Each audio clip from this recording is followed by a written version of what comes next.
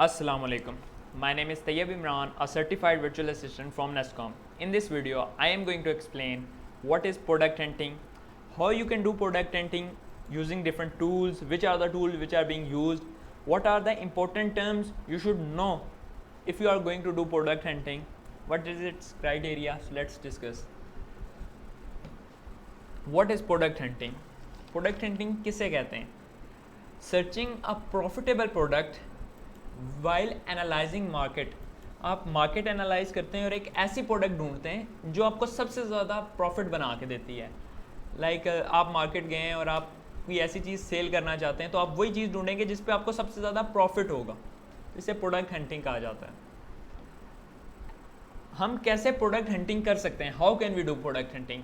उसके लिए हम डिफरेंट टूल्स यूज़ करते हैं. लोग मैनुअली भी करते हैं बट टूल्स के साथ थोड़ा ईजी हो जाता है.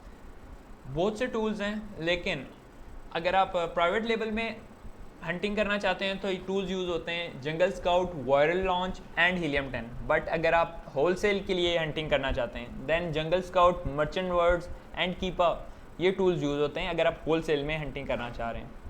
देन ऐसी कौन कौन सी टर्म्स हैं जो आपको पता होनी चाहिए अगर आप प्रोडक्ट हंटिंग या प्रोडक्ट रिसर्च करना चाहते हैं? Best seller rank. What is best seller rank? BSR. ये एक ऐसा स्कोर होता है जो अमेज़ॉन आपको देता है एक कैटेगरी में. लाइक आपकी एक प्रोडक्ट है आइसक्रीम स्कूप, तो अमेज़ॉन ने ये आपको टैग दिया है कि आप इस नंबर पर रैंक करते हैं बेस्ट सेलर रैंक की तरफ से, लाइक अमेज़ॉन की तरफ से. Then ASIN. What is ASIN? A unique product identification number. Like आप इन पाकिस्तान हमारा CNIC नंबर होता है एक प्रोडक्ट के ऊपर, उसी तरह एक एसिन नंबर होता है. Then what is reviews? लोग जब प्रोडक्ट खरीद लेते हैं अमेज़ॉन से देन वो एक एज अ कस्टमर रिव्यू, जिस तरह दराज पे दिया जाता है और बहुत सी चीज़ों पे रिव्यूज़ दिए जाते हैं, इस तरह प्रोडक्ट का आगे से रिव्यू दिया जाता है. कस्टमर्स रिव्यूज़ देते हैं आपको, वो पॉजिटिव हैं कि नेगेटिव, बट रिव्यूज़ होते हैं प्रोडक्ट के. देन रेटिंग्स, ऑब्वियसली जो हम स्टार्स में देते हैं. Then what is keywords? Keywords क्या चीज़ होते हैं? ऐसा वर्ड या फ्रेज जो प्रोडक्ट को डिफाइन करे उसे कीवर्ड कहा जाता है. Like ice cream scoop. Ice cream scoop एक स्पेसिफिक प्रोडक्ट को डिफाइन कर रही है. Then other is customer search terms. Customer search terms क्या होता है? ये एक ऐसे वर्ड्स और फ्रेजेस होते हैं जो कस्टमर सर्च करता है in the search bar of Amazon, उस अपनी किसी प्रोडक्ट वो जो उसे चाहिए उससे सर्च करने के लिए. Brand dominancy. ब्रांड डोमिनेंसी का concept. When a product appears in top 10, like एक प्रोडक्ट आती है आपके सामने, JS ने, आपने हंटिंग कर रहे हैं, आपको JS में 10 प्रोडक्ट्स आपके सामने शो हुई हैं. अगर एक प्रोडक्ट का ब्रांड जो है वो 2 से ज़्यादा दफ़ा आपको शो हो रहा है ब्रांड वाले सेक्शन में, देन और वो ज़्यादा से ज़्यादा सेल्स ग्रैब कर रहा है, लाइक वो मार्केट ही ज़्यादा से ज़्यादा कैप्चर उसने की हुई है, तो आप उसे ब्रांड डोमिनेंसी कहते हैं. और उस प्रोडक्ट की तरफ आपको नहीं जाना चाहिए, बिकॉज ऑब्वियसली वो सारी मार्केट तो उसने कैप्चर की हुई है. उसमें मोस्टली अमेज़ॉन करता होता है, लेकिन अगर कुछ ब्रांड भी हैं जो मार्केट कैप्चर कर रहे होते हैं. Listing life. लाइक कितने अरसे से एक बंदा, लाइक एक सेलर जो है अमेज़ॉन पे, उसने कितने अरसा हो गया उसे अपनी प्रोडक्ट लॉन्च किए हुए, या कितने टाइम से वो उस प्रोडक्ट के ऊपर लिस्ट करके बैठा हुआ है, उसे लिस्टिंग लाइफ कहते हैं. लाइक वो 2020 से एक प्रोडक्ट सेल कर रहा है, 21 से कर रहा है, वो मैं आपको शो करूँगा इन द स्टैट्स जब हम JS से हंटिंग कर रहे होंगे. What are seasonal and trendy products? Products having inconsistent trend. Like सर्दियों में पहनने वाले कपड़े, गर्मियों में पहनने वाले कपड़े. ऑब्वियसली जो गर्मियों में पहनने वाली चीज़ें हैं वो सर्दियों में नहीं बिकती, सो हमने ऐसी प्रोडक्ट्स यूज़ करनी है, या हमने उन ऐसी प्रोडक्ट्स की तरफ जाना है जो प्रोडक्ट्स साल चलती हों, मोस्टली ईयर, हर साल, पूरा साल वो प्रोडक्ट्स कैरी कर सकें हम. सर्च वॉल्यूम क्या होता है? Number of searches in a month. मतलब जो लोग कस्टमर्स हैं अमेज़ॉन के USA में या UK में, जो भी मार्केट आप यूज़ कर रहे हैं, उसमें कितने लोगों ने इस प्रोडक्ट को सर्च किया है एक मंथ के अंदर, उसे सर्च वॉल्यूम कहा जाता है उस प्रोडक्ट का. अमेज़ॉन बेस्ट चॉइस, ये एक टैग है जो अमेज़ॉन अपने उन स्टूडेंट्स को अपने उन सेलर्स को देता है जिनका स्पेसिफिक कीवर्ड, एक स्पेसिफिक कीवर्ड पे वो सिर्फ एक अमेज़ॉन का टैग देता है. और बेस्ट सेलर क्या होता है? वो एक कैटेगरी पे, लाइक एक कैटेगरी है कोई भी स्टील की कोई कैटेगरी है किसी भी चीज़ की, तो उस पर जो टैग दिया जाता है अमेजोन की तरफ से उसे बेस्ट सेलर का टैग दिया जाता है, ये कैटेगरी पे होता है। अगली चीज़ है प्रोडक्ट हंटिंग क्राइटेरिया। अगर आप यूके में प्रोडक्ट हंटिंग करना चाहते हैं प्राइवेट लेबल के लिए, तो आपका क्या क्राइटेरिया होना चाहिए?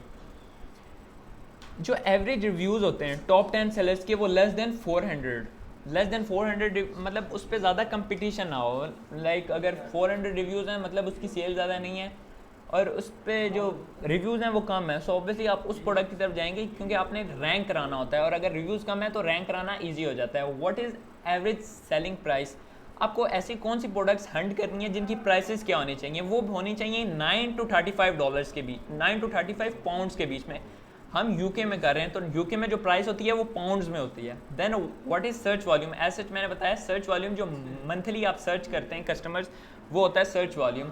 वो ज़्यादा होना चाहिए 8000 से ज़्यादा उस प्रोडक्ट का जो आप हंट करने लगे हैं। ट्रेंडी प्रोडक्ट्स क्या होती हैं? आप गूगल पे जाएं, आप कोई भी प्रोडक्ट हंट करते हैं, आप सारे स्टैट्स देख लिए वो ठीक हैं, देन आप जेएस से जब आपको हो जाता है कि ठीक है स्टैट्स ठीक हैं, देन आप गूगल ट्रेंड्स पे जाते हैं और उस प्रोडक्ट को सर्च करते हैं। जब वो आप सर्च करते हैं तो उसका जो ग्राफ होना चाहिए वो हमेशा 25 से ज़्यादा होना चाहिए। वो हम इन द नेक्स्ट वीडियोस देखेंगे कि कैसे होना चाहिए और किस तरह का ग्राफ है वो। What is brand domination? Brand domination क्या होती है?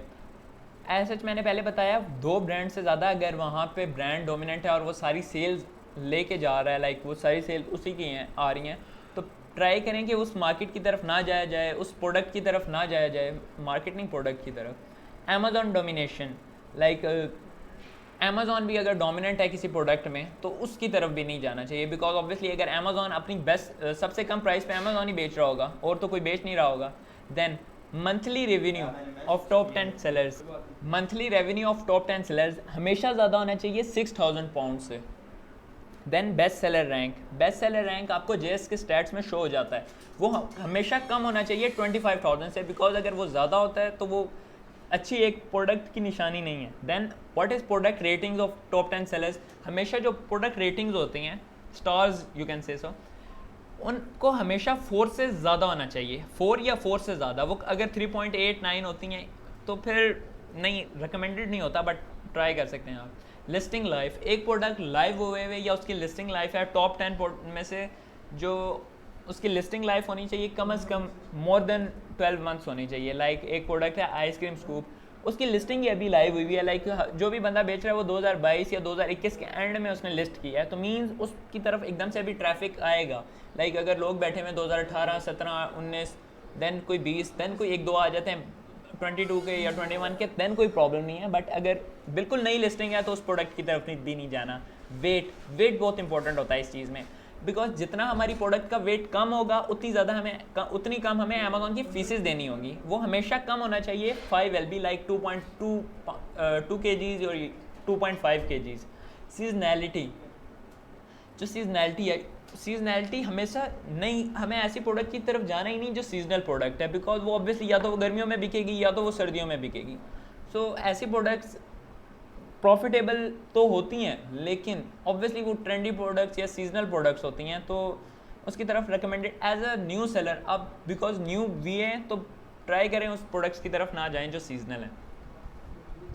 देन अगर आप यूएसए में करना चाहते हैं तो यूएसए का क्राइटेरिया थोड़ा डिफरेंट है, बिकॉज वो पाउंड से डॉलर्स की तरफ आ जाता है, तो एवरेज सेलिंग प्राइस जो है वो थोड़ी सी बढ़ जाती है, लाइक $12 to $40 हो जाती है। एवरेज रिव्यूज़ जो हैं वो भी बढ़ जाते हैं क्योंकि यूएस में सबसे ज़्यादा कंपटीशन है इस टाइम पे, वहाँ कंपटीशन बहुत ज़्यादा होता है, इसलिए आपके रिव्यूज़ जो हैं लेस देन 600 होनी चाहिए। सर्च वॉल्यूम भी 10,000 चला जाता है। ट्रेंडी प्रोडक्ट्स भी एज सच वही होती हैं, 25 से हमेशा ऊपर ही होनी चाहिए। मंथली रेवेन्यू एज सच हमने मेंशन किया था कि 6,000 पाउंड होता है इन यूके, बट हमें यहाँ पे जो मंथली रेवेन्यू चाहिए ऑफ टॉप 10 सेलर्स वो 10,000 से अबव चाहिए। बेस्ट सेलर रैंक सेम 25,000 से down. Then product rating should be at least 4 और 4 से ज़्यादा। Listing life should be more than 12 months. Then weight should be obviously, because हमें फीसेस ज़्यादा देनी पड़ जाएंगी अगर हम वेट इंक्रीज़ करते हैं अपना, और प्रोडक्ट्स तो सीजनल होनी नहीं चाहिए। सो इन द नेक्स्ट वीडियो मैं एक्सप्लेन करूँगा जेएस जंगल स्काउट से आप कैसे हंटिंग कर सकते हैं और जेएस और गूगल ट्रेंड से कैसे आप एक प्रोडक्ट को फाइनलाइज कर सकते हैं. So that's it from the my side. So if you have any question left, please ask in the comment section. Thank you so much.